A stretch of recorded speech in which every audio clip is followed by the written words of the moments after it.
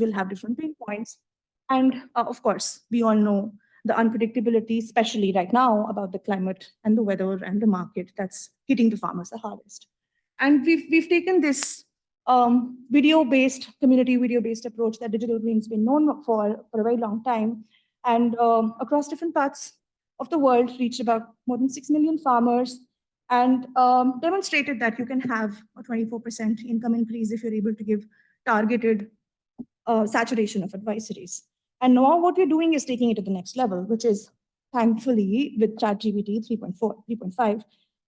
So you have targeted advisories, which are not just, hey, here's a package of practice, but how do you synthesize it with, hey, here's a package of practice if your weather is like this, if the market is like this, if the soil is like this. So it's both basically synthesizing all of these multi-levels of information that actually are required to make something actionable for a farmer. And we're doing this across, with the support, obviously, of different ecosystem players. We started off with lots of government folks, agriculture, horticulture, fisheries, livelihood, you name it, in each of the states, and starting off with the Hindi-speaking states. And what we've done is try to demonstrate it across some 12,000 odd farmers and extension workers and say that, hey, this is the methodology of advisory packaging, delivery, and feedback that works. And in Asia, as well as in Africa, and Asia specifically, India, we've taken it in 6 languages. And the amazing part is, I think we were talking about in the rapid fire round, there is actually no major difference in the way a woman extension worker and a man is using it, because they have a good access. The language is readable, understandable. The tools, the features that are being built are actually showing a parrot engagement model, more than 30%, which is a fair engagement model across both the genders. So, which is a big win, not just for Digital Green, but for the entire ecosystem designing in general. How do you make accessibility, disparate, parrot across different genders? And why am I talking about it here, basically, is to understand what are the questions that the farmers are asking? What are their needs? They want agronomic information, obviously. They want the process information. How do I do this? What do I do if this goes wrong, this goes right? There are the diagnostics solutions, pests, infestations, those kind of things. And of course, there's how do I plan in advance, right? Beginning of the season, those kind of things. And this is where I am standing here right now, because we want to get that packaging right with almost everybody who's a part of the ecosystem, who's building these kind of solutions, decision trees, already dynamic data that's either being generated from the farm or with all of the research institutes around us. And how do we bring it together so that we're actually able to bring down this extension cost, which we have demonstrated from $35 to $3.5 in the video-based approach to a now projected $0.35, because we are saying that we'll be optimizing all of the researches and learnings, as well as lowering the cost of extension itself. So that's where we're all headed, which is why I'm talking to everybody here. And this is where the ask is. So what I'm saying is that let's all come together, build an Agri LLM, which is open source. So obviously, Agri LLM does not exist as of today. So we need a lot of colloquial terms, language identifications, behavioral patterns, taxonomies that is most relevant to a farmer, a woman farmer, marginalized farmers, small landowners. So we need to come together and do that. Second, we need to be able to build some of these agentic models, right? Which is where, let's say, ICRISAT is working on a lot of decision trees. Lots of other research institutes are also working on that. So how do we integrate, amalgamate, synthesize all of these multiple decision trees so that the ultimate prediction, the analysis of what kind of crops I should be sowing, what kind of budgets I should be planning, what kind of patterns of pests I should be preparing for, all of that most of us talked about during the agri-startup discussions before this. We bring that intelligence together. And of course, and this is what we've been doing for Vistar for the last 1 year, is have a national, sub-national, state level, district level sort of conglomeration of sorts where you come together with whatever.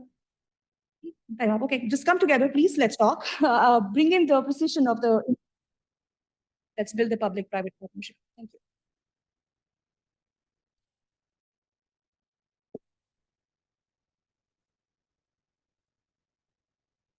Thank you, Ayushi, for being here. And probably she'll be with us, so maybe we could just take the questions there.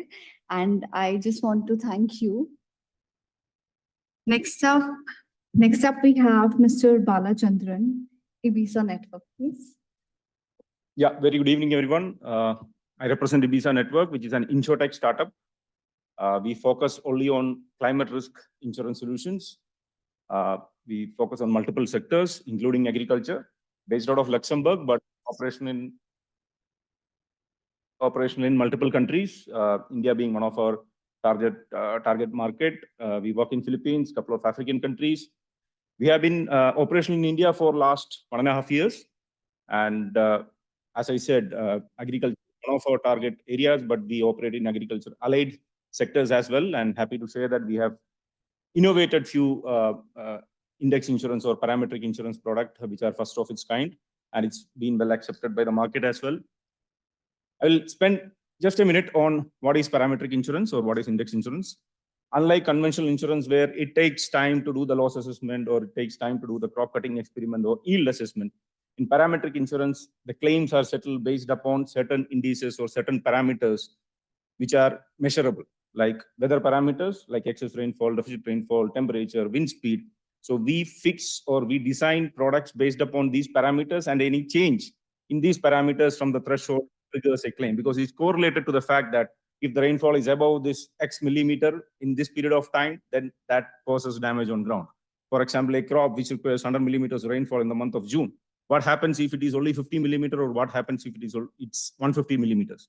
Both the things are damages to the crop. So we design those thresholds based upon the risk that is to be covered. And whenever there is a change from that threshold, from the weather data that is being measured, no questions asked, claims is released to the farmers or to the beneficiaries, because it is correlated to the fact that there will be a loss. So there is no loss, actual loss assessment happening on ground. It's based upon the parameters that we fix, and that is measured through satellite-based weather data is what we monitor. So it's much easier, much simpler to implement on ground.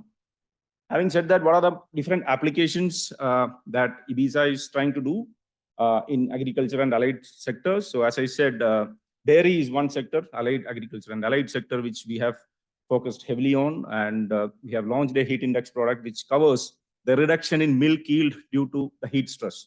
So heat-related stress is an annual phenomenon during the summer, and it's a lean period for the dairy sector. And that reduction in milk causes financial loss for the farmers, which they cannot do anything, or it's a annual phenomenon that they have to live away with, because the input remains the same, but the output reduces. So we have an insurance product now which can actually cover this heat stress against high heat wave. And this year, 2024, we have seen that the heat conditions are quite above normal. In Kerala, we have experienced the highest heat in the last 50 years.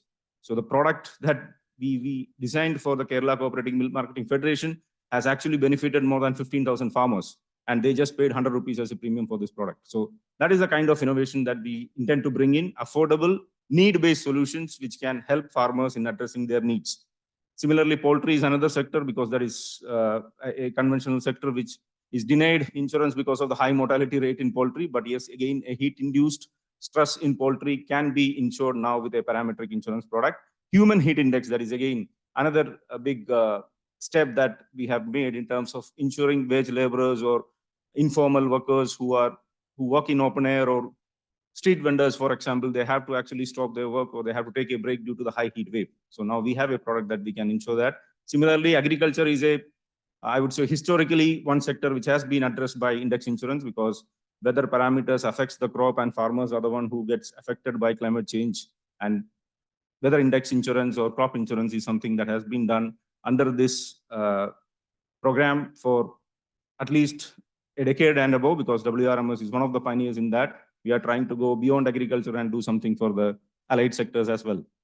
Just a quick example of how index insurance works in crops. So we can actually design phase-specific insurance products, like any rainfall during harvest can affect all crop yield. So we can have a excess rainfall or an unseasonal rainfall cover during the harvest period, which can insure that event, because nobody can prevent that. At least what we can do is certain precaution and insure it against that event. So any rainfall during harvest can affect the yield. So we can have insurance products that cover only that phase of crop. for a 1 month period or 2 month period of harvest, or during the germination, minimum rainfall is required so that soil moisture is maintained.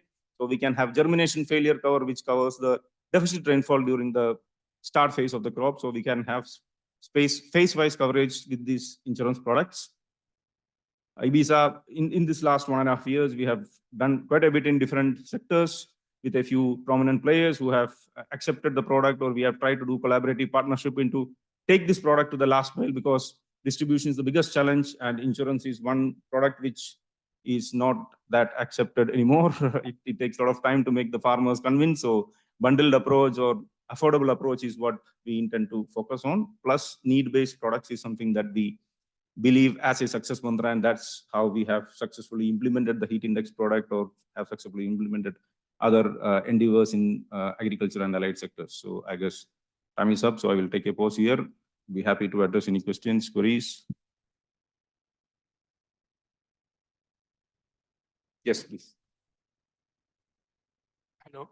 Sir, how much time does it take for the payment to be distributed to the farmers? Okay, Is so it in index insurance, as I said, the ultimate claim calculation is happening on the weather data that we receive. So as and when we receive the weather data, it hardly takes max to max 10 to 15 working days from the insurance company's end to settle the claim. We have had instances where we have settled even within 7 days. It depends upon how fast the insurance company can actually calculate and settle. And another aspect that IBISA brings in is something on a monitoring tool, which is something that I haven't shown here, but yeah, we have brought in transparency and trust, wherein the customer can monitor this product on a daily basis. So he's aware at the end of the season, he's aware that what is my claim. So it's all matter of time in which how fast the insurance company can claim and settle it to the farmers. Yes, sir. Thank you. Do you do like insurance for wildlife damage to crops? No, sir. Wildlife damage is a factor that we cannot bring in under index insurance. I guess that comes under the yield-based insurance, because this is parametric insurance is all about certain events that we can measure through other parameters. But wildlife attack, I know it's a conflict which is under the radar of ministry also, but nothing has happened as of now. But it cannot come under index insurance. Yes, sir. Two small points. One is on the previous slide. You said together we can win the war against climate change. So with insurance, fix the climate change? So, sir, we cannot, I cannot avoid climate change, or I cannot prevent climate change. But you can't fix the climate change. What we can do is actually take precautions or de-risk ourselves from climate change. That is what we can do from insurance. But what you are committing over there is something big. So that is about fighting climate change. That, no, Okay, don't exaggerate the thing. The two, yeah. In the whole the insurance process, the compensation is for those risks. There are farmers who are doing something great where risks are less. How those farmers are going to be benefited from the insurance? They are paying the same premium. They are doing great job. Their yield reduction is low and their compensation is low. So it's a disincentivization of the people who are doing good. Again, sir, we can debate on that point, which is a very, very, I would say, big topic to discuss. But when it comes to index insurance or when it comes to parametric insurance, we are not concerned about the yield. So we can actually insure against certain events which are beyond our control. So what you are trying, or what you said, is basically on the yield estimation, where the yield is good because of good practices. Can we give a reduction in premium because of that? But in index insurance, we are not actually evaluating the yield or evaluating the yield. We are evaluating the product or designing the product based upon weather parameters which are beyond our control. So good point, but I guess that is something that we can implement as an NCB kind of a thing, non-claim bonus in motor insurance. If you don't have a claim, give a discount next year. I guess that is something that we can implement in yield base. Yes, sir. Yes. Sorry, ma'am. One last question. So if it is based, I am so sorry. I have to be strict. We have online participants too. So we have a mayor around. So a big round of applause for him, please.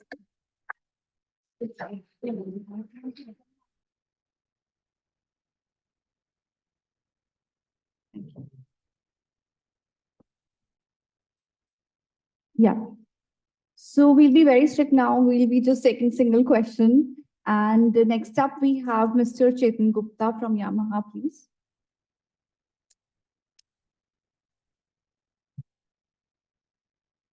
And yes, 5 minutes and just one question from our enthusiastic participants.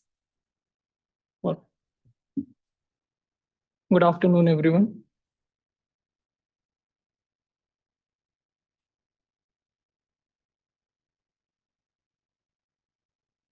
So I'm Chetan Gupta. I'm working as data scientist for Yamaha Motor Solutions India.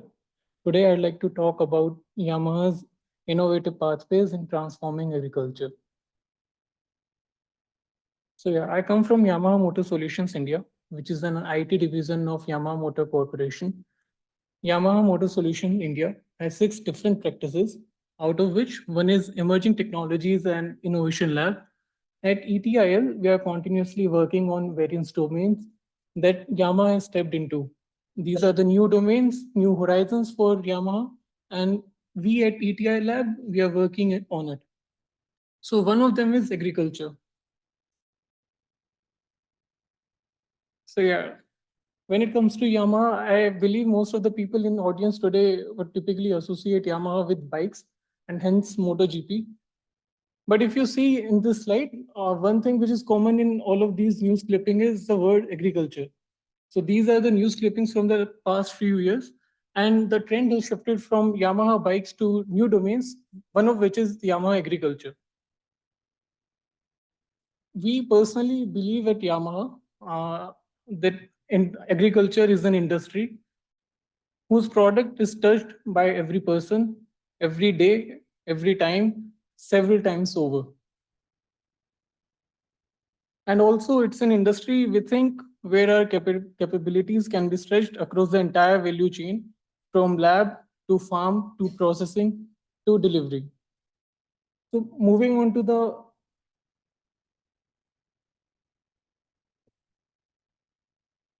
this is the video.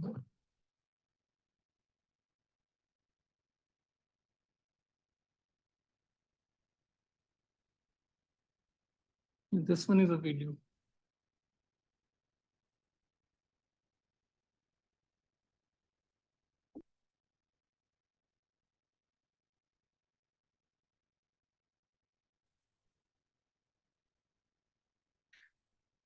So yeah, this is a glimpse of motivation and vision of Yamaha It is said agriculture. labor shortage issue should be much more critical by 2030. Actually, we have developed those kind of unmanned system since early 2000.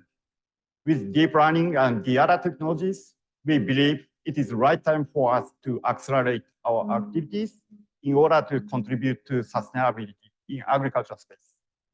To bring those robotics technology to outdoor field, both mobility and robotics technology should be necessary. And we recognize that Yamaha is a huge company in the world who has both. And we strongly believe that we can do a lot, we can contribute a lot to this space.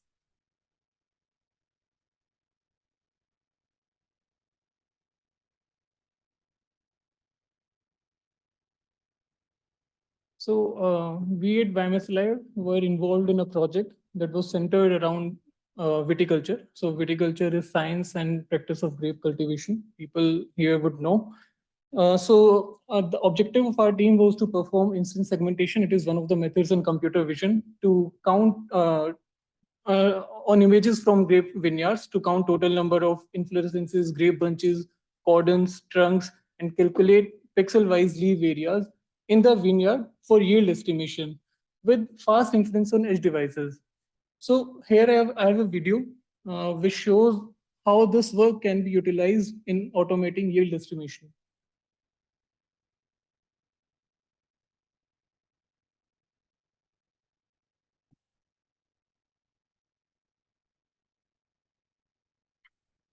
Yeah.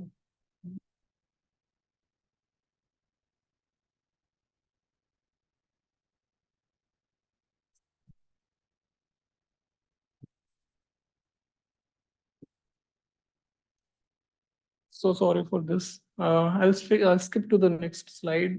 So these are some of the farm machineries that have created their space in farms and now are impacting farmers across the globe. Three of which I have mentioned here is Yamaha's Phaser and Armex drones. So these have the capability of lifting payloads up to 40 kg and have a flight time of more than 100 minutes, of around 100 minutes. Then we have Yamaha AG100 and AG200 bikes, which are popular in people who are working in agriculture. And then we have Yamaha Grizzly all-terrain vehicles, which has a significantly improved grazing system. Then again, here was a video. I just wanted to mention here that Yamaha's unmanned helicopters have been in use since 1991 for agricultural purposes, specifically for spraying purposes. And these Yamaha units are utilized for applications on rice, wine grapes, invasive weeds, tree fruit, sugarcane, and volcanic sensing. Then these are some of the ventures that Yamaha has invested into in respect to agriculture. We have the Yield, Verge AG, Strela, Advanced Farm, Robotics Plus, Nileworks, and RPEC. So yeah, thank you everyone. And this is our contact information. For any query, please feel free to reach out. Thank you so much. This is for you. Thank you so much for being here. Thank you.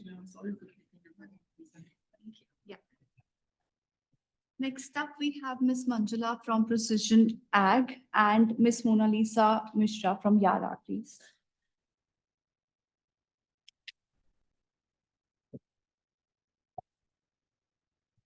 Five minutes, a reminder, a strict reminder, by the way.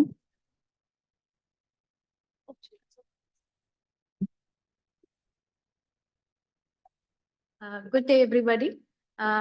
We are from Yara, and we are highly delighted to be present in ICT4AG event. And yeah.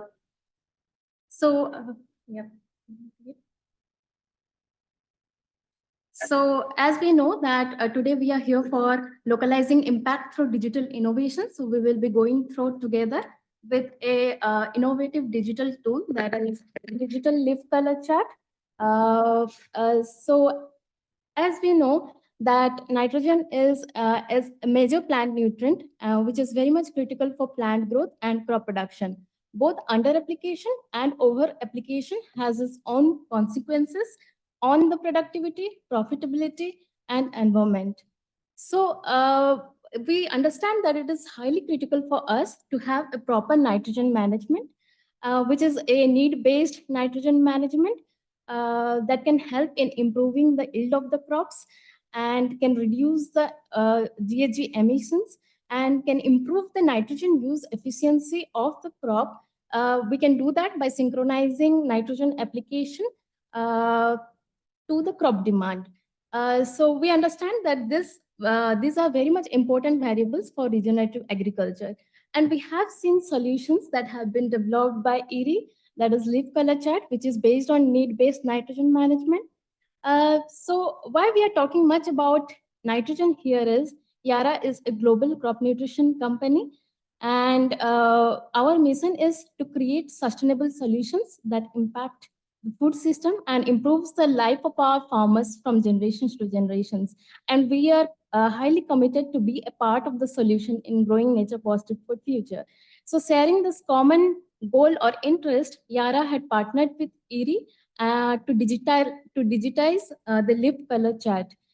So as you know, that DLCC is a digital leaf color chart, which is the digital version of the physical leaf color chart.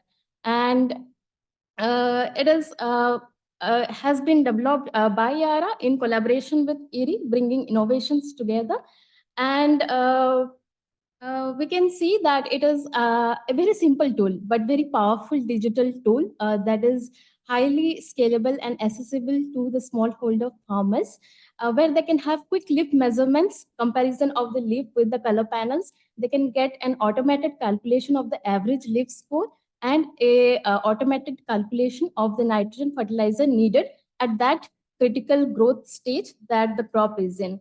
So with the digitalized nature of the DLCC, as we can see that we can have scalability and accessibility in crops like rice, maize, and wheat, which are the food grain crops.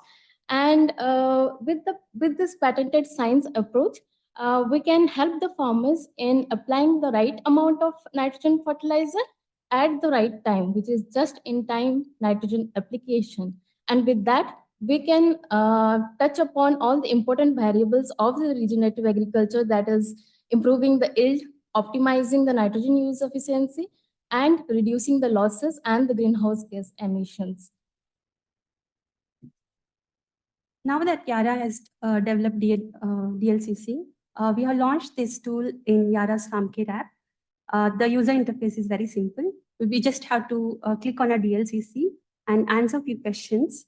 It's like sowing date, crop duration, cultivation method, and it will take you to a screen which has these 4 green panels. And we just have to enter into the field and choose some healthy plants in the field and select a plant, select a leaf that is fully developed disease-free leaf, topmost fully developed disease-free leaf, and place the leaf over this green panel.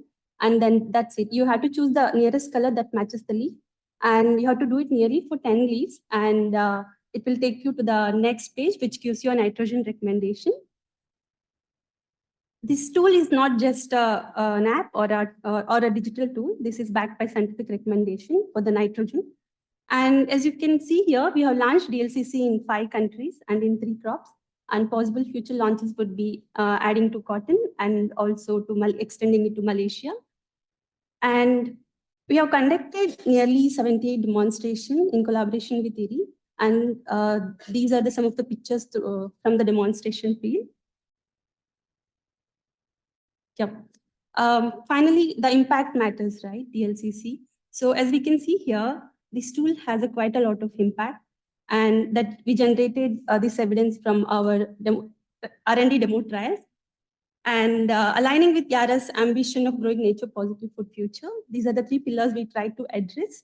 As you can see here, the decarbonization or reduction in greenhouse gas emissions, and coming to regenerative farming, increasing the nitrogen use efficiency, which is a key factor, and increasing the yield, and finally the prosperity of increasing the profits for the farmers. Okay. Thank you. Thank you. Thank you so much, both of you. And yes, this is a little token of appreciation.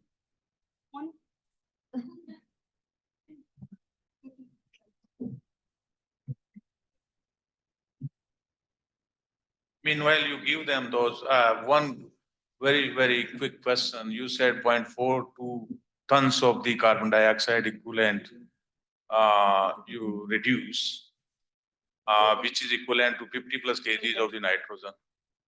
So can you share that much? You can emission go there. reduction is 0.42 tons per hectare with leaf color chart. That translates into 50 plus kg of the nitrogen. Can you reduce that much? Yes. So next up, we have Mr. Mukund Patil from ICRISAT. Till you answer the question, please.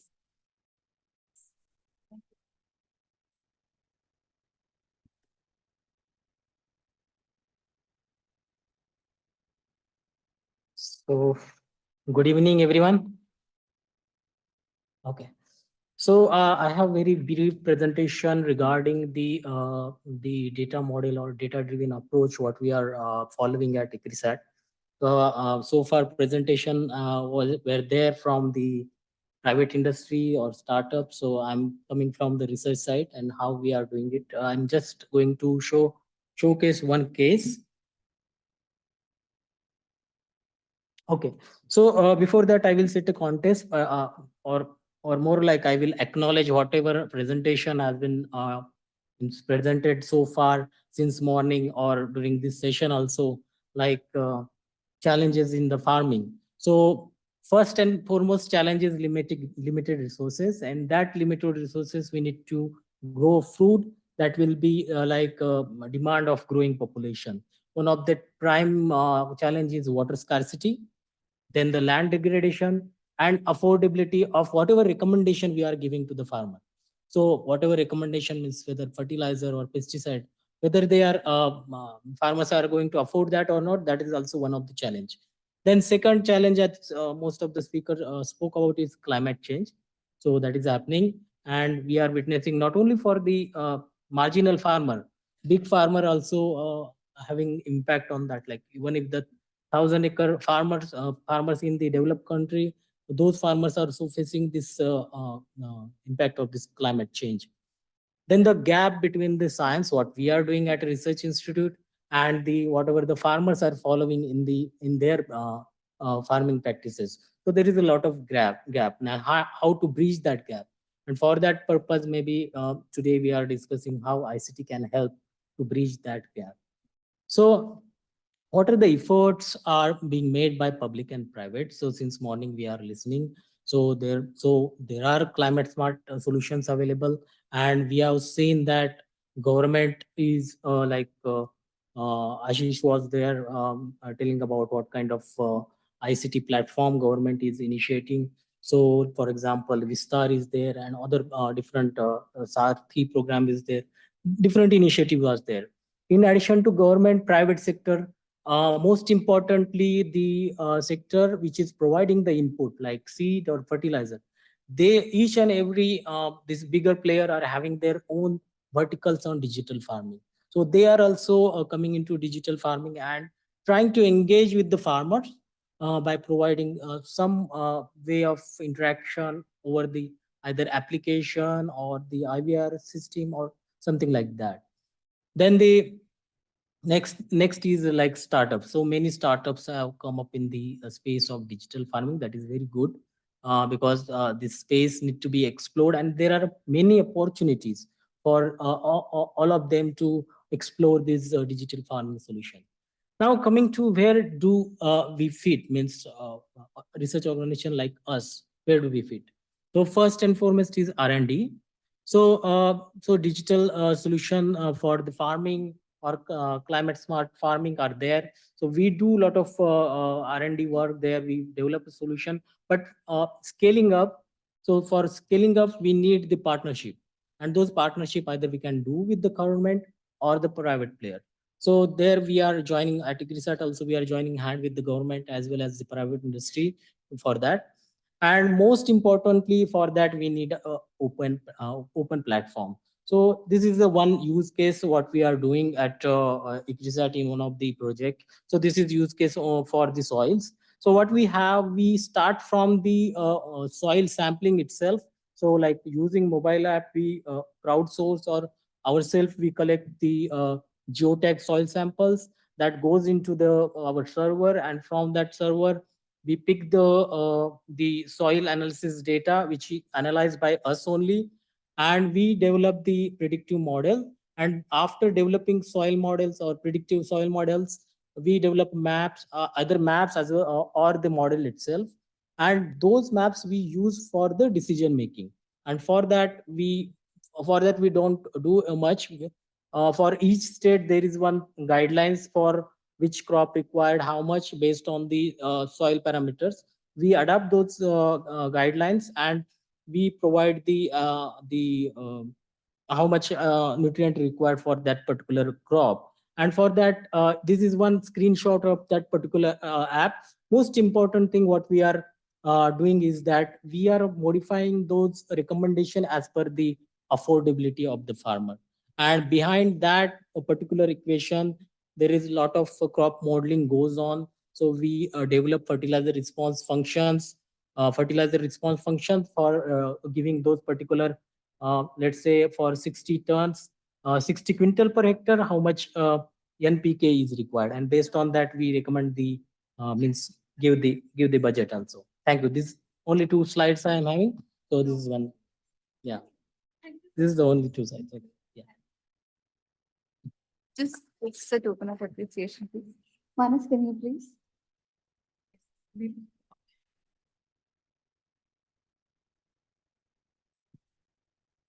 Thank you so much for being here with us. Next up, we have Mr. Sanjay Joshie from Eco India. Good afternoon. I'm Sanjay Joshie. I'm leading the initiative of Eco India in the field of agriculture, livelihoods, and climate change. So what is ECO? ECO is extension of community health outcome. So you will be wondering what I'm doing in this workshop, which is about agriculture. So let me explain the whole process.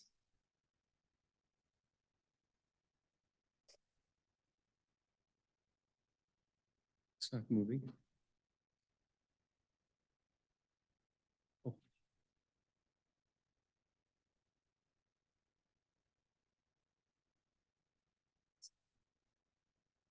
Okay. So ECHO is a low-cost scalable solution to facilitate seamless transfer of knowledge from the center of expertise to the communities. So that is where the model has been developed. It's about right knowledge, right place, and at the right time. So the idea of ECHO evolved from the process that we talk about health sector, where there are peripheral hospitals and doctors over there which do not have the capacity to treat specialized kind of diseases like cancer, tuberculosis, hepatitis C. So the idea was how to transfer the knowledge from expert centers to the people.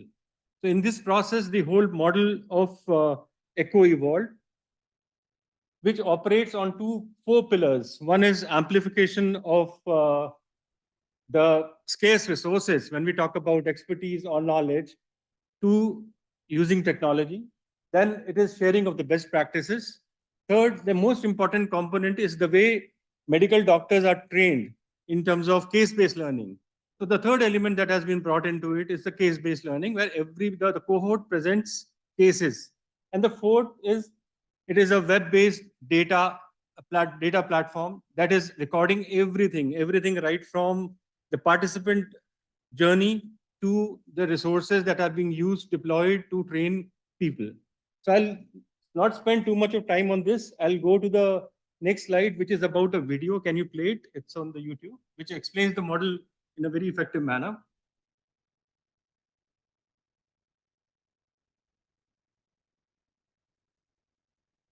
So largely, if you look at the journey of ECHO, the numbers talks about how the adoption has been. These are numbers around India, where every state, every health program is using ECHO at the moment.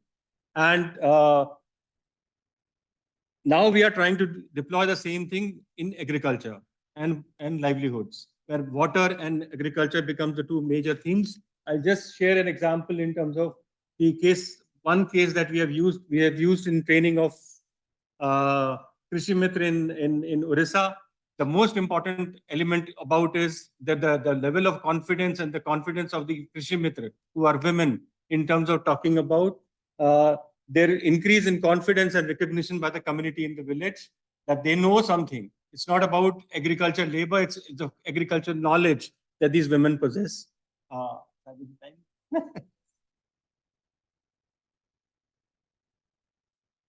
Okay.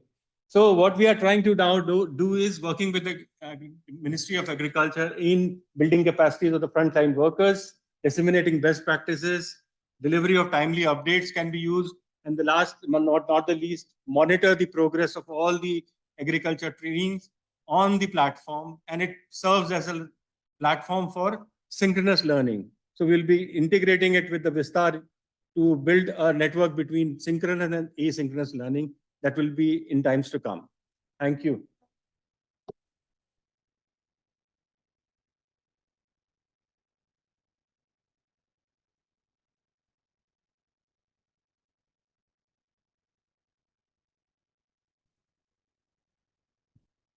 Next up, we have Dr. Rabi and Sahoo from IRI in place of Dr. Subhash Natraja Pillai.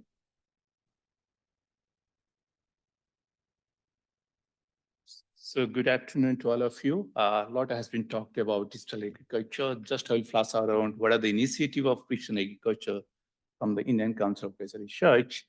So one of the initiative was that today morning, where you heard is the NEPA, Network Program on Precision Agriculture. Can you go to the next slide, please? Can we?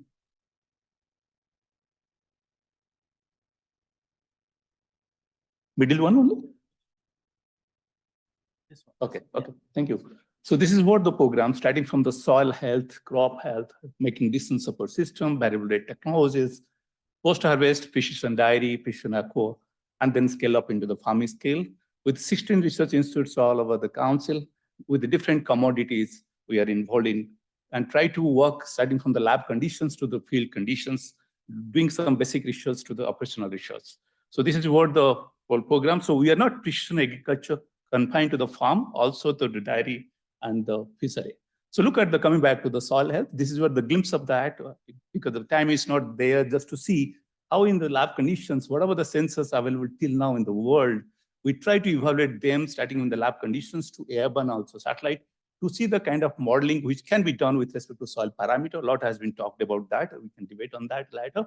Also, we similarly, we do also digital soil mapping using freely data availability. If you know, open data, open knowledge, new concept which has come up. Geo is coming up a new concept, and China, they are going to have a workshop. That's what you could see the digital soil map of Odisha, and also using machine learning sampling approach. Instead of having 6 lakh samples, 3,000 samples will be enough for that purpose. And once you have a digital soil health, then how best you can go for the DSS and go for the site-specific nutrient management already operational somewhere in the Madhya Pradesh. So going back to the drone technology and also satellite technology with respect to the crop health, this is one of the examples. Testbed is IARI farm itself. You are able to see how from the drone using different sensors, starting from thermal, multispectral and hyperspectral, how you can derive different indicators of crop growth, and also pest and disease and nutrient. So that's what the capability of the sensors, what we have with the varying spectral ranges. And you can go for site-specific nutrient management and air robotics like drone we have, which is again 5G enabled, and go do the site-specific input applications. Coming back to the satellite level, this is what Bhumitra and Farm Out was talking of, similar sensors. So you can see the IARI farm. You just draw the boundary. Within no time, you'll be able to see what are the crop informations, and also the soil health. You can see, click on any pixel, you'll get 12 soil parameter, which you could see the Excel site down there. So you have a soil health, you have a farm health, you'll be able to get a decision making. That's what the Krishi DSS is coming up. Many people are coming up with that. So these are the layers which goes as info for the making decision support system. So from the farm scale to the field scale, this is what the field, you can see 100+ villages, which are MG, Mere Gaon, Mere Gaurav, of the IARI adopted villages near NCR regions. We are trying to monitor them using similar concept. Then coming back to intelligent sensing and also irrigation systems, like today morning, Dr. Rai was talking of IoTs. This is what intelligent system we're trying to do, not only rice and wheat, because those are all irrigated flooding systems, but in case of crop like maize and also vertical farming systems like protected cultivations, we have our own low-cost developed sensors and also intelligent system involving AI for fertigations, not only irrigation, also fertigation systems. Coming back to the post-harvest, this is what the initial studies which has been done for the sorting and grading using, again, some of those low-cost RGB sensors to do those pulsing, and also mango, which is one of the, I think, the king of fruit. And we are doing also in with our institute, the CFET Ludhiana, using simply RGB camera and also the hyperspectral camera to see the quality parameter. Same time also traceability and to see the blockchain technologies, where that highly perishable product like banana coming from Trichy to Delhi, where it got really damaged. That's what the sensor in-house again developed. You can see, monitor them while traveling through the transport. So coming back to the precision aquaculture, these are some of those products, already success stories what we have. Starting from the drone in the aquatic systems, to go for the aquatic environment monitoring, water sampling. We have a low-cost sensor which has been developed in collaboration with the CDAC to monitor aquatic environment like dissolved oxygen, ammonia, and all those purposes to see how best we can go, again, go for automation, for aeration, so that fish can grow better. And also underwater drones, we have also sensors we have to see how the disease monitoring, health monitoring, and also phenotyping can be done with respect to growth estimations. And also automatic fish feeder we have, where sitting over here using the 5G technology, GSM technology, you can feed the system in the pond. So coming back to the last slide, this is what the precision livestock farming. There are some technologies what we have with respect to the shading, where you have a simply computer vision technologies. You can see how the cow's behavior, you can know the heating time, and also you can know the calving time. And also some of those diseases, lameness and mastitis, which you can do it. So this is what in collaboration with the 16 research institutes we have been doing. We'll be very happy. I think I would request Dr. Chetan and also Emil, he has just left, to see a lot of work you're having, duplicating, if we can go together and work for the noble cause of the last mile. Thank you very much.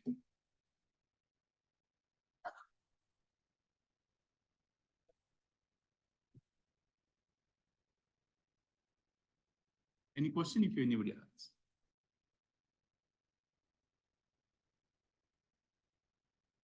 I don't think. Thank you. Thank you so much for being here. And it's my pleasure. Thank you. Thank you so much. Congratulations. Thank you. Thank you. Thank you.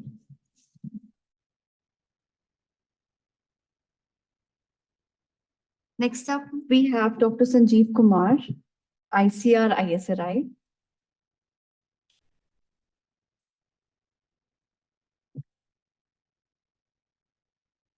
Use this.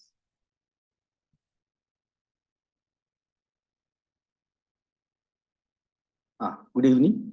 This is the project Kisan Sarathi. This is a joint initiative of ICR in the Council of Agricultural Research and DIC Digital India Corporation, which was launched in 2021. And basically, this is has a three-phase of planning of this project.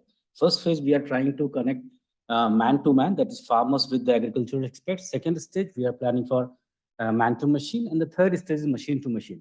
So at present, we are in the first stage, and the last 2.5 years, we are doing this man-to-man communication. So we established this system and IVR and SMS-based system, where both ways communication is possible through this system. And there are some few features of this system, which is listed, the SMS, know your farmers, and right information, right time, all those kinds of things, which we have listening since morning. So all these things have been implemented in the system. So this is a spread of what we have achieved till now in the last 2 years. So if you see that about 90% of the district of India is covered in the Kisan Sarathi. So, and if you go little lower down to the blocks, so 83% of the blocks of India is covered in the Kisan Sarathi project. And if you see the villages, 37% of the total villages of India is under Kisan Sarathi. So if you see this side, state-wise, how many farmers are connected to this system? So at present, around 2 crore farmers are connected with us, and we are giving advisories to these farmers. And altogether, 731 KVKs of country level, all are connected to the system, and more than around 4,500 experts who are connected to the system. They are daily basis, they are solving the problems of the farmers, those who are making call to our system. So this system is working in 13 languages at present, and we are increasing language day by day. This is what is spread, So this is how we started and where we have reached. This is the number of farmers, how the farmers got registered in our system. So this is monthly data since 2021, August 21. So this is how the system has grown. And very soon, PM Kisan data will be also integrated into this system. So now we are going ahead with the second phase, where we are connecting machine to machine, man to machine. In this major development, what we are right now, we are doing this national rollout of Kisan Sarathi, which already been done. Onboarding commodity-specific ICAR Research Institute into this. At present, all extensive system of ICR is onboarded in the system. Now we are onboarding ICR Research Institute, as well as the all state universities and central universities, roughly around more than 75 universities. All those staff will be onboarded in the system. And then we'll customize this IVR system. Then a major development will be an agriculture advisory management system. So this is the way system where we are going to develop content. So because mostly we talk about this chatbot and all those, and we since past many months we are listening that about the content. So here we are aiming to create content, customized content from the ICR, SAU, State Department of Agriculture, and KVK system. So everybody will be onboarded in this system to create content. So this is a major development going to happen. And based on this content, we'll do some automation, and all chatbots and all those things will come. Apart from that, we have Kisan Sarathi mobile app, chatbot, video consultation. So very soon, maybe in the next month, Common Service Center of India will be part of Kisan Sarathi, and we will providing digital consultation window for farmers for animal. So we'll connect KVK through this video consultation services through common services, which is almost 7 lakhs in all over India. Every village, it seems they are having a common service center. So those, we are opening this Kisan Sarathi for them also, and then we'll have a video consultation for the farmers. Initially for animal and later for the crops. Then we'll developing analytics platform to support Kisan Sarathi to facilitate data-driven forewarning system, surveillance, auto advisory, policy intervention, and so many other things for this all data-driven techniques analytics platform. So we are on the process of onboarding farmers' data. So PM Kisan data, Samanidhi data will be onboarded in this. And now we are in process of also integrating Kisan call center, which is operational since 2004. So now the Kisan call center operation will be integrated with Kisan Sarathi. And we will operate, at present we are operating on one level. So any call comes, it directly goes to the KVK. Now this will be coming from, this will coming from KCC to Kisan call center. This is the overall workflow, and we have all kinds of integration possible. Kisan call center, AgriStack, IMD, and other public platform as time permits will keep on doing these things. So thank you. This is a mobile app, which is already an available Umang app. Thank you very much. Presentation. Thank you so much. Thank you. Thank you for inviting me. Thank you. So before calling on to our next speaker, I have an announcement to make. Pratibha, please. Hello again. Here's a gentle reminder for you that the QR codes that you have in the pouch, you can take out the white card, the one that has a Learning Network logo on it. Flip it, you can see name, email, and the spaces that you're interested in. Write down your name, write down your email, and just put a tick mark on the box that you're interested in. We'll follow up with you. Please drop just that one card, right? You can take the rest of the things home, but then that one card, please drop it on the red tray that's just outside the auditorium. Thank you. Thank you, Pratibha. Next up, we have Dr. Geetanjali Gusain from Plantix.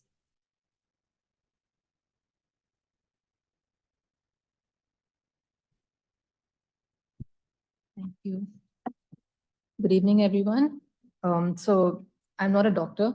I'm just Geetanjali, and I head strategy at Plantix. Plantix is an AI-powered mobile app for farming optimization.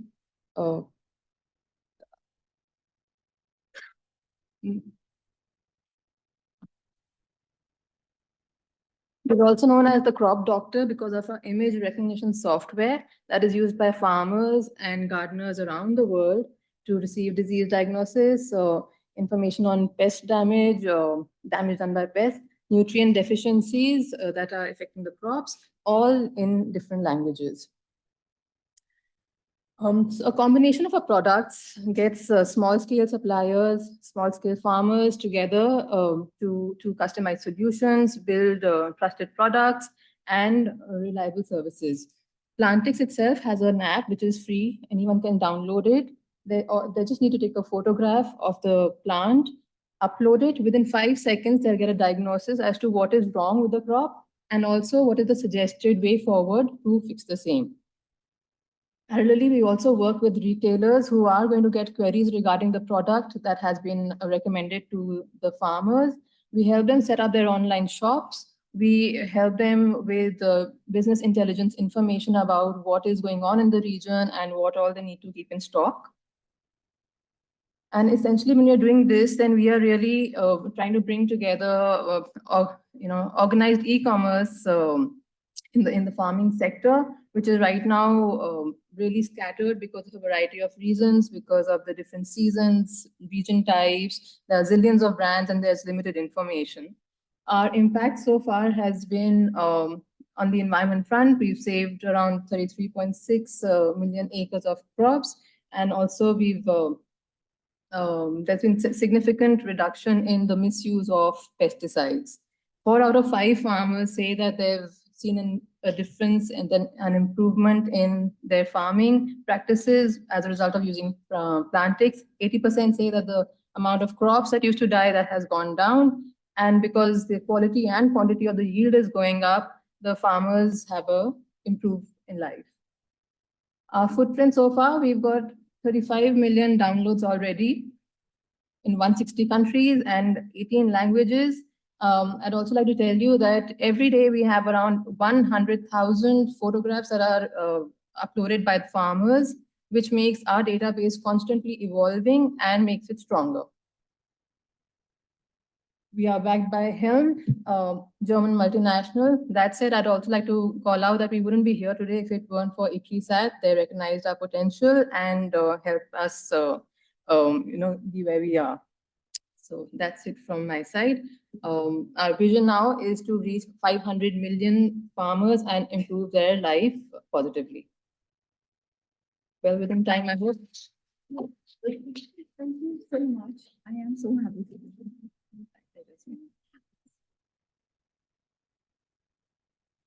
Thank you so much.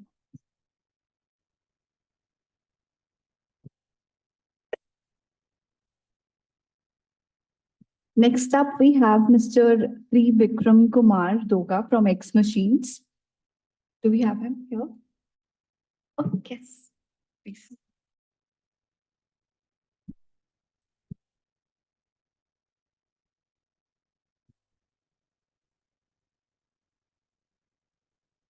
Right. Good evening, everybody. My name is Trivikram Kumar. I'm from Hyderabad, from a robotics company called XMachines. A little bit of background about our company. We started our company in 2017 with the intention of bridging the technology gap that exists within Indian agri ecosystem. And we are located at our company in ICRISAT. We operate out of there. And we started speaking to local farmers to understand what are their primary pain points. And one pain point that was quite recurring was labor shortage, that farmers are beginning to find huge trouble in finding workers who can work in hot sun throughout the day for 200 rupees, 300 rupees a pay.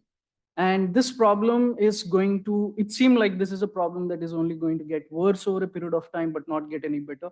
And given our small and marginal farm sizes that we have predominantly, we felt tractors and other existing equipment is not necessarily a good solution for that, given the compact sizes. So we decided to address that particular problem with the help of robotics solution. So what we ended up creating is a small micro tractor kind of a platform, which is fully electric, can be autonomous, and can perform a variety of farming operations from sowing till harvesting with the help of different attachments.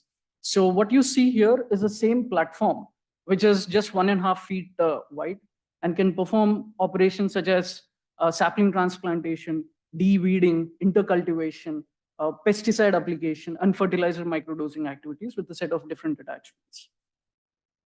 And this is particularly designed for dry row-based crops, such as cotton, tobacco, chili, any kind of vegetable crops, horticulture crops. This is a good tool.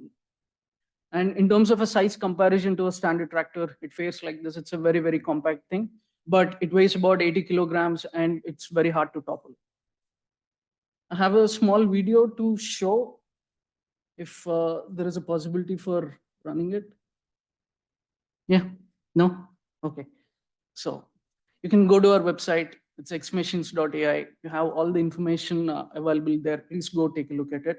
And the thing is, this is going to be a little pricey product for a customer to directly buy it out. So our plan is to sell this product to rural micro entrepreneurs with the help of some financing option, be it a bank loan or any other way. And we anticipate that this product is going to be rented out to their neighborhood farmers at a fraction of cost to the nearest alternative. If a operation is going to cost, let's say, 1,000 rupees with this particular product, because there is no fuel, it's based out of fully rechargeable batteries. The pricing can be much cheaper than what is currently being offered.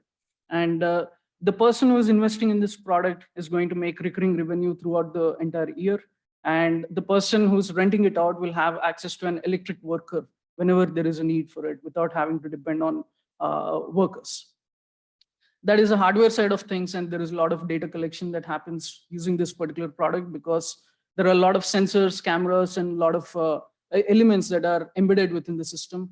And that data, we can churn it, put it back into the hands of farmers as a SaaS offering, using which they can manage their field better, understand what's happening in semi-real-time basis, take corrective actions on time, therefore get to better yields and profits.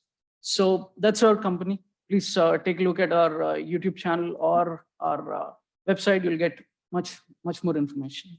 Thank you.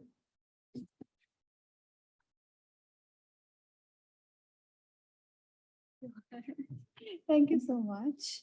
So this is free. Thank you. Thank you.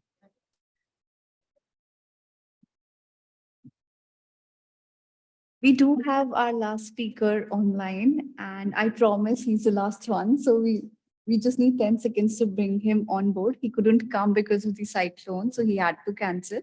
But he's present online and he'll be speaking for around 3 minutes. So, and then the last session, obviously, about the young ambassadors that we are having, followed by the wrap up and vote of thanks. So yes, maybe for 15 minutes, bear with us.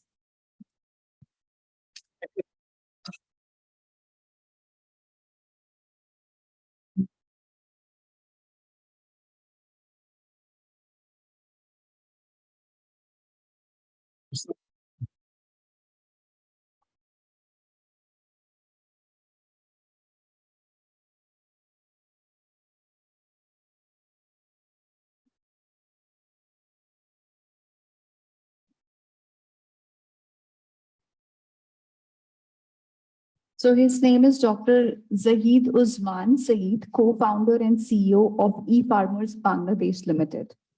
Please pardon me.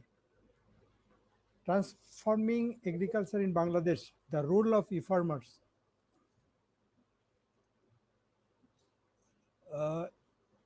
You know, my work is actually beyond of our farmer, that is yard-based economy. If I tell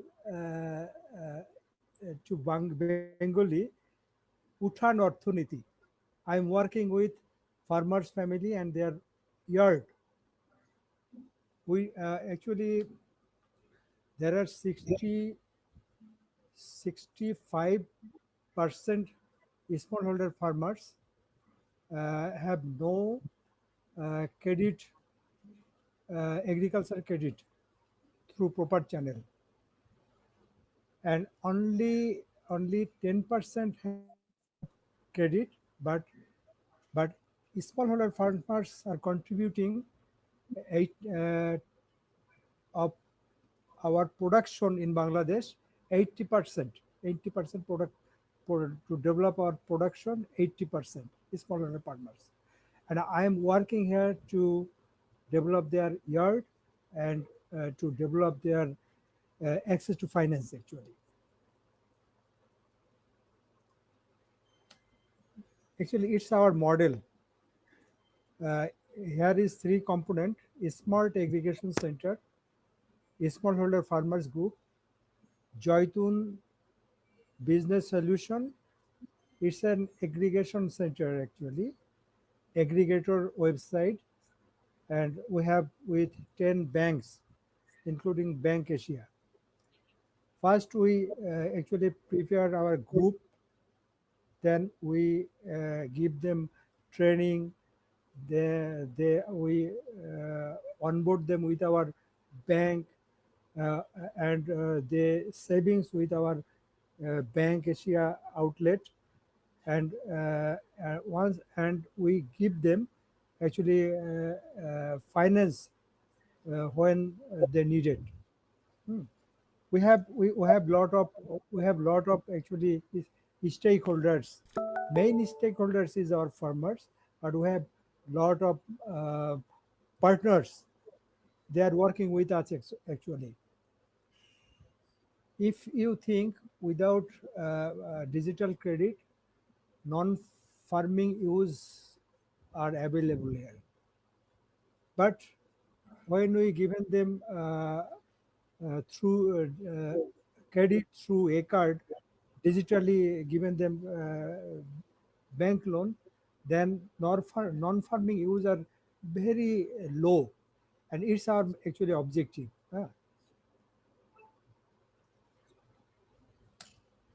Uh, yard-based economy, actually develop with livestock farming, homestead gardening, ACARD model, and ICT-based advisory service. Key benefits include financial inclusion, reduce transaction cost, enhancing productivity, and secure transparent transaction. This is actually our main objective.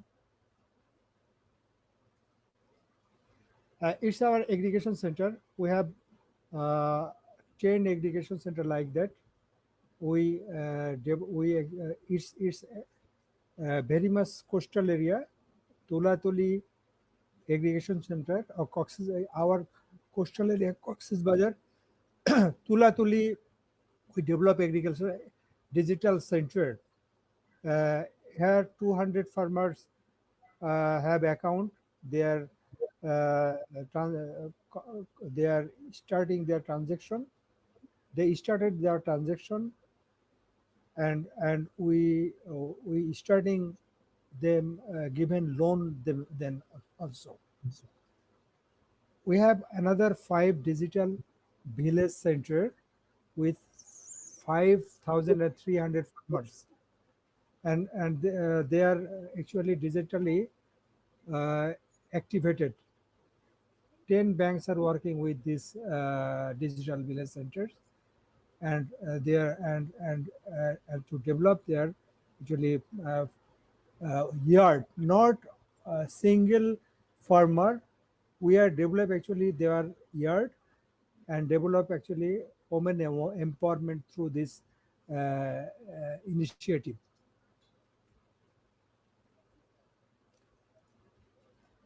E-farmers yard-based economy initiative and ACARD model are revolutionizing initiative inclusion, gender inequality, and agricultural productivity in Bangladesh. We are actually working with this. Supporting this initiative through investment, collaboration, and policy advisory is essential. Together, we can forge a sustainable and response future for our agricultural sector. Actually, we together we can develop our smallholder farmers. I think if we work together, we can develop a smart Bangladesh soon. Thank you so very much. Dr. Singh, oh yeah, finally you're done. Thank you so much. We are actually glad to have you on board. So I thought that you are not present in person, but we're happy that you joined. Thank you once again. Thank you. Thank you very much.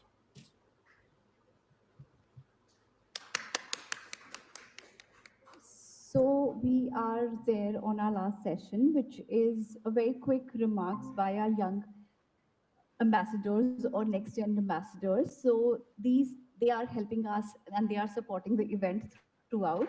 So first, I would like to call Dr. Yagnesh for his remarks, please.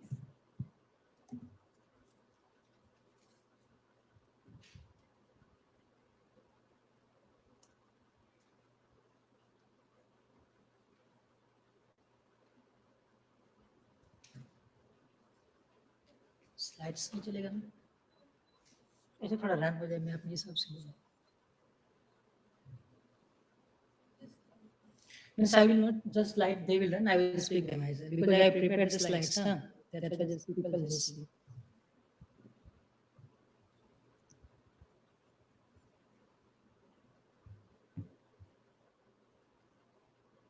Ma'am, can I start? Good afternoon all, my name is Yagnesh. I'm PhD scholar from ICAR-IASRI and I'm selected for this event as a brand ambassador ICTforAg 2024. So when we are talking about localizing the impact, so Indian governments are working on different aspects of theory of change and changing the condition of the farmers. As well as we have a 17 global SDG and different indicators. So with the inclusion of farmers, we also think about youth and inclusion of gender for inclusive growth. While coming to the point of ICT, ICT is very evolving concepts and it is changing day by day. So anyone who having creativity and passion for technology, he can enter into this field and can grow. Coming to the ICT in India, so there are three pillars. One is ICR, Ministry of Agriculture, and private sectors. They can go through the slides. So in ICR, there is network of uh, research station, universities, and KVK. So many initiatives are there in ICR system as well as in ministries and in private sector also.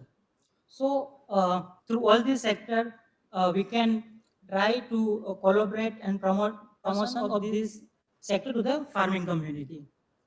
Regarding my journey to this platform, I will try to engage with ICTforAg Learning Network and as innovation showcase and collaborative space as well as the mentor, whatever I can contribute, I will try to contribute as well as in research and extension aspect. Research and extension aspects will try more in this field. And I'm special thank to USAID, Feed the Future, and all the sponsoring agency, the organizer, Dev Globals, and especially ERI and ICRISAT for organizing these events and giving us chance to engage. Thank you.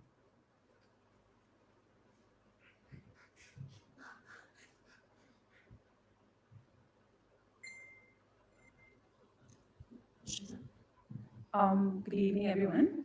Just to quickly introduce myself, I'm Elaine, and I've spent the last couple of years supporting the design of programs that aim to help smallholder farmers across the country improve their incomes at the NGO TechnoServe.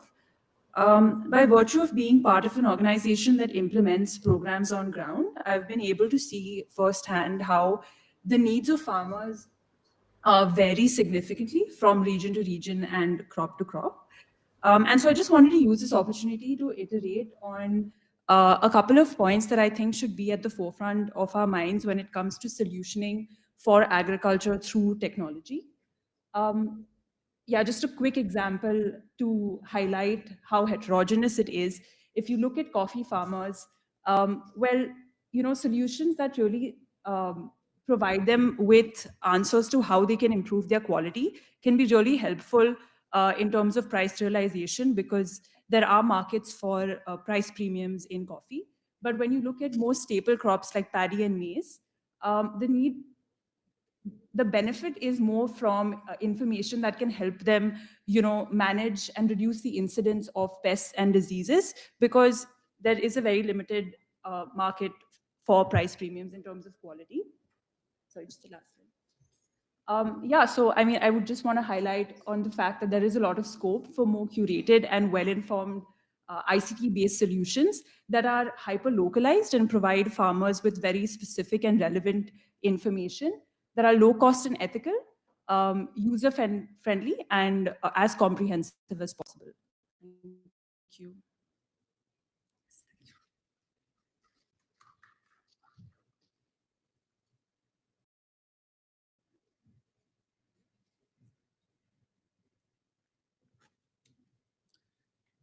Good evening, everyone. I am Saurabh Chaudhary, and I'm working as a senior business associate in Bharat Rohan Airborne Innovation. It is basically a agri-tech startup company, and we are working with agriculture drones and with hyperspectral and multispectral camera. So basically, drone is the medium which provide basically drone is the medium, and these are the camera like hyperspectral and multispectral. We use it and provide services to the farmers. So basically the farmer base is FPO, where we get the farmers. And the parts we do, like the geotagging. Firstly, we do the geotagging of their field. Then through the help of this camera, we able to detect early pest and disease management we do. Secondly, nutrient management and weed management.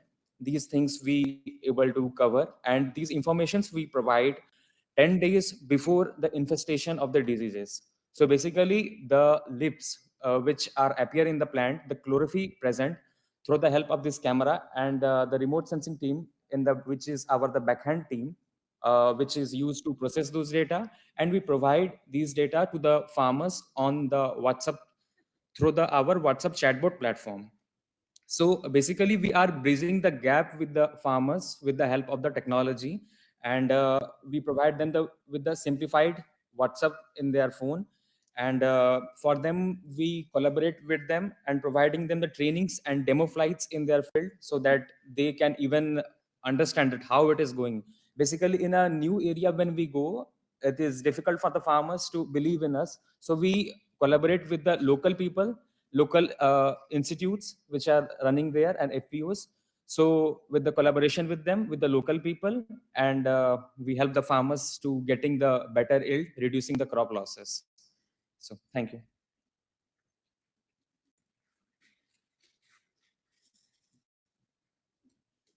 I would like to invite Yagnesh and Elaine. I would request Dr. Sheetal to felicitate all 3 young ambassadors, please. And yes, a big round of applause from them for all the support that they have been extending.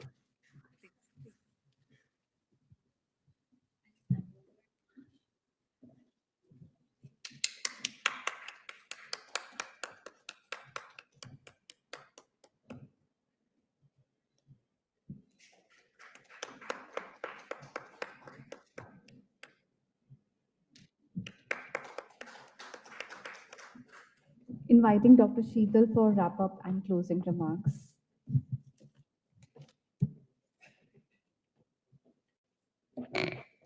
I'll not take much time. Ladies and gentlemen, we now conclude ICT4Ag 2024 New Delhi event.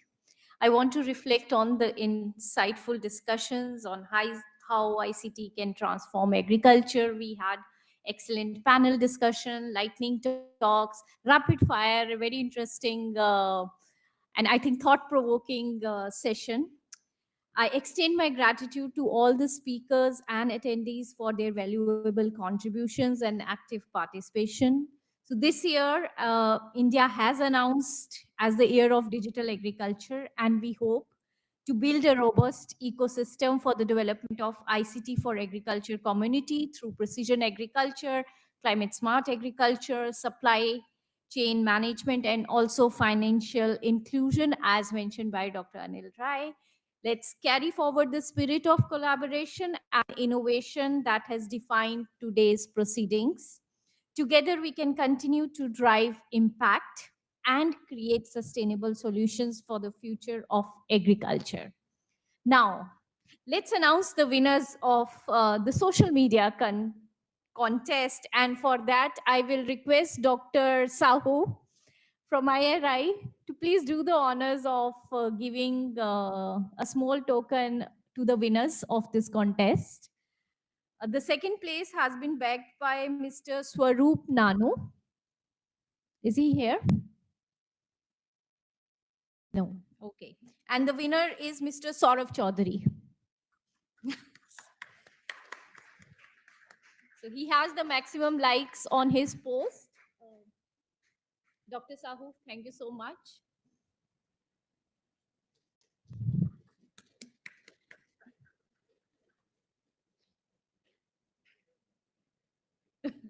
Thank you so much, Dr. Sahoo. Thank you so much, everyone. And I look forward to seeing you all at our next event this year or next year. Before we end, we have Shalini to thank you all.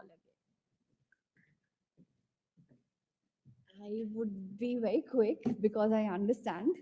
So I want to thank our distinguished speakers, the panelists, DG for her remarks, the ICT4Ag committee, ICRISAT, our co-host, IRI team, and yes, HQ and Delhi, Dave Global team, the Young Ambassadors, and the ILRI team at Nairobi for co-hosting the hybrid session with us. And thank you to the amazing participants. And we enjoyed a lot, and I hope the same for you as well. So thank you, everyone, once again.